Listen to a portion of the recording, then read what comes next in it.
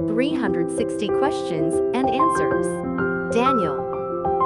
What brought Daniel and his friends to Babylon? 1. When did the story of Daniel chapter 1 happen? In the third year of the reign of Jehoiakim king of Judah, Nebuchadnezzar king of Babylon came to Jerusalem and besieged it. Daniel chapter 1. Let's take a brief look at the history of Babylon and Israel. More than 1,600 years after the creation of the world, there was a devastating flood that swept the world. Afterwards, the Tower of Babel incident led to the dispersion of people throughout the world. In the late 18th century BC, God moved Abraham and his family, the Semitic patriarch of the lower Euphrates River in Babylon, to Palestine, which Israel now occupies, to finally carry out God's plan to save the world. The unified kingdom period from King Saul to King David to King Solomon lasted for 120 years, and after King Solomon's death, the nation was divided into Israel in the north and Judah in the south, and the north-south division began. Northern Israel, which left God and fell into idolatry, was destroyed by Assyria in 722 BC. Southern Judah was also disobedient to God and was destroyed in 586 BC. After 3 invasions and deportations by Babylon, and the Israelites were taken captive to Babylon for 70 years. The first deportation occurred in 605 BC. Nebuchadnezzar of Babylon took Daniel, a Jewish youth of loyal blood, and 3 other young men to Babylon. Daniel, the protagonist of the book of Daniel, was called to be a prophet and recorded the book, while at the same time serving as a prominent politician during the Babylonian period, and then on into the Persian period. 2. Did God allow the destruction of Jerusalem? And the Lord delivered Jehoiakim king of Judah into his hand, along with some of the articles from the temple of God? Daniel chapter 1-2. God's will in the Bible can be divided into 2 main categories. One is the directive will of God. In this case, God orders something done because he wants it to be done. The other is the permissive will of God. In this case, God does not want something to be done, but allows it anyway due to human choice or free will.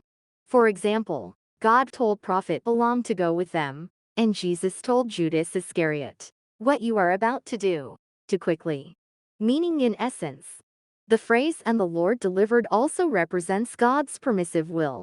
We should not misunderstand God's permissive will as being the same as his directive will. At the same time, even the work done by human actions and will is expressed as God's permissive will to indicate that God's sovereignty is still at work in those situations.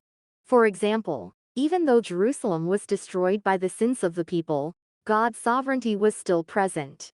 This verse highlights that point. This kind of expression is not found in secular history. This expression demonstrates that the book of Daniel is a salvific historical account that shows how God establishes the time and the seasons. Let's realize with renewed faith and hope of God's providence, even during the hardships of our lives. 3. Who is included in Babylon's captivity, and what is the purpose of educating them?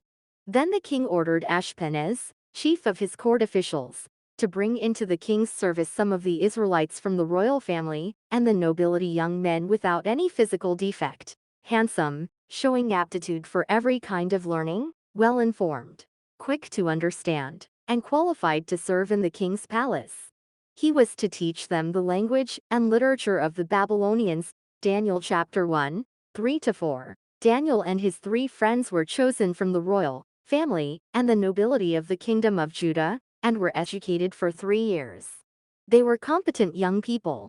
They became chosen students at the so-called Babylonian National University in recognition of their ability even though they were in captivity. Of course, their political status as royalty and aristocracy was taken into consideration, but of more importance was their level of competence. Those who are well prepared academically were given this special opportunity, even in captivity. The aim was to bring them up as courtiers in Babylon's colonial empire. 4. What was the content of Babylon's colonial assimilation policy for Daniel and his friends?